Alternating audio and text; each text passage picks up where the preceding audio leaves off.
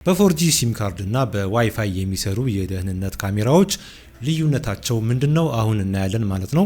ለምሳሌ ይሄኛው የምታዩት ካሜራ በ4G ሲም ካርድ በመጨመር የሚሰራ ካሜራ ነው። በተጨማሪም ሜሞሪ ካርድም ይቀበላል ማለት ነው። ለዚህ ካሜራ ብላችሁ ዋይፋይ ማስገጠም ካልፈለጋችሁ እንደነዚህ አይነት ካሜራዎች ይጠቅማችኋል ማለት ነው። ይሄ ካሜራ እንዳልኳችሁ በ4G ሲም ካርድ በመጨመር ነው የሚሰራው እና 4G ሲም ካርድ ካረግን በኋላ ኔትወርኩ ኖረ አልኖረ ካሜራው መስራቱን አያቆምም። ለምሳሌ ሜሞሪ ካርድ ይቀበላል ካሜራው 4G ኔትወርክ ቢቋረጥም ካሜራው መቅረጹን አያቆምም ማለት ነው። በመቀጠል ደግሞ ይሄ ደግሞ በዋይፋይ የሚሰራ ነው ማለት ነው። ቤታችሁ ላይ ዋይፋይ ካለ ሌላ ሲም ካርድ ሳያስፈልጋችሁ ቤታችሁ ባለው ዋይፋይ በማገናኘት ይሄን ካሜራ ከዋይፋይ ጋር እንዳልኳችሁ በማገናኘት ካሜራውን በስልካችሁ የትም ዓለም ሆናችሁ መከታተል ትችላላችሁ ማለት ነው።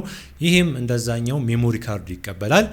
የዋይፋይ ኔትወርክ ቢቋረጥም ካሜራው መስራቱን አያቆምም። ካሜራው ሜሞሪ ካርድ ላይ መቅረጹን አያቆምም ማለት ነው። የደህንነት ካሜራዎች ማስገጠም ከፈለጋችሁ ፕሮፋይል ላይ ባለው ስልክ መደወል ማግኘት ትችላላችሁ።